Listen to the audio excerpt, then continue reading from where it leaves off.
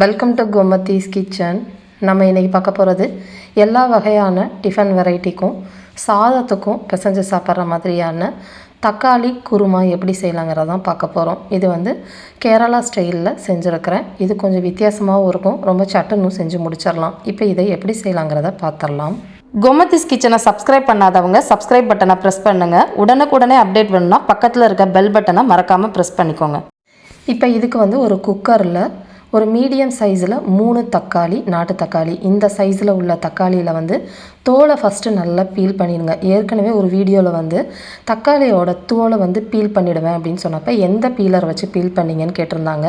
இந்த மாதிரி பல்லாக இருக்கிற பீலர் நான் வச்சுருக்கிறதுன்னு பார்த்தீங்கன்னா கிச்சன் 8 பிராண்டு. இதை நல்லா பீல் பண்ணிட்டு பொடியாக கட் பண்ணி எடுத்து வச்சதுன்னு பார்த்தீங்கன்னா 2 கப் அளவுக்கு இருக்கும். இதை குக்கரில் சேர்த்துட்டு கூடவே கீரின பச்சை மிளகாய் 1, அதே மாதிரி ஒரு மீடியம் சைஸு வெங்காயத்தை நீளமாக நறுக்கினதுன்னு பார்த்தீங்கன்னா 1 கப் அளவுக்கு இருக்கும். அதையும் இதில் சேர்த்துக்கோங்க. இதிலேயே ஒரு 1/2 டீஸ்பூன் அளவுக்கு உப்பு சேர்த்துக்கலாம். ஒரு 1/8 டீஸ்பூன் அளவுக்கு மஞ்சள் தூள் சேர்த்துட்டு அடுப்பை ஆன் பண்ண வேணாம். ஃபஸ்ட்டு முதல்ல எல்லாத்தையுமே நல்லா கிளறி கொடுத்துடுங்க. இப்போ அடுப்பை ஆன் பண்ணிவிட்டு பொடியாக நறுக்கினா கருவேப்பிலையும் சேர்த்துட்டு 1 கப் அளவுள்ள தண்ணி மட்டும் சேர்த்துக்கலாம். இப்போ குக்கரை மூடி விசில் வச்சு பார்த்திங்கன்னா 2 விசில் நல்லா வெந்து வந்துடட்டும். இது வேகிறதுக்குள்ளே ஒரு தேங்காய் விழுது அரைக்கணும். அதுக்கு 1/2 கப் அளவுக்கு துருவின தேங்காய் சேர்த்துக்கோங்க. கூடவே பார்த்திங்கன்னா 3 வெள்ளைப்பல் பூண்டு சேர்த்துருக்கிறேன். அதே மாதிரி 4 முழு முந்திரி பருப்பை உடச்சிட்டு இதில் சேர்த்துக்கலாம். கூடவே ஒரு 1/4 டீஸ்பூன் அளவுக்கு சீரகம். இது எல்லாத்தையுமே தண்ணி ஊற்றி நல்லா நைஸாக அரைச்சி இந்த மாதிரி எடுத்துகிட்டு வந்துடுங்க.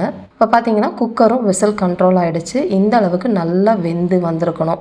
திரும்ப அடுப்பை ஆன் பண்ணிவிட்டு இப்போ அரைச்சி வச்சுருக்கிற தேங்காய் விழுது இருக்கு இல்லையா, அதை இதில் சேர்த்துக்கோங்க. சேர்த்துட்டு இப்போ முந்திரி பருப்பு தேங்காய்க்குலாம் நல்லா திக்காகி வரும்.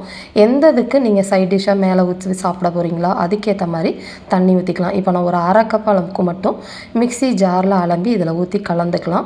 இது ஒரு 10 நிமிஷத்துக்கு நல்லா கொதிச்சுக்கிட்டு இருக்கட்டும். அதுக்குள்ளே ஒரு தாளிப்பு கொடுக்கணும் இதுக்கு.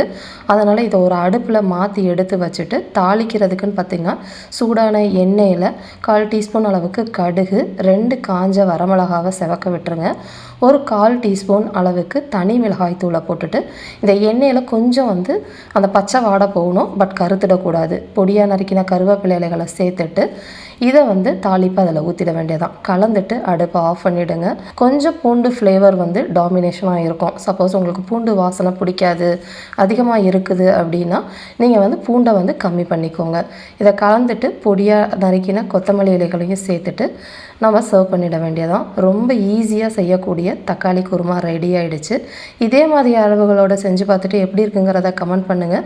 வீடியோ பிடிச்சிருந்துச்சு அப்படின்னாலும் கமெண்ட் பண்ணுங்கள், லைக் பண்ணுங்கள், ஷேர் பண்ணுங்கள். மறக்காம சேனலை சப்ஸ்கிரைப் பண்ணி வச்சுக்கோங்க. தேங்க்ஸ் ஃபார் வாட்சிங்.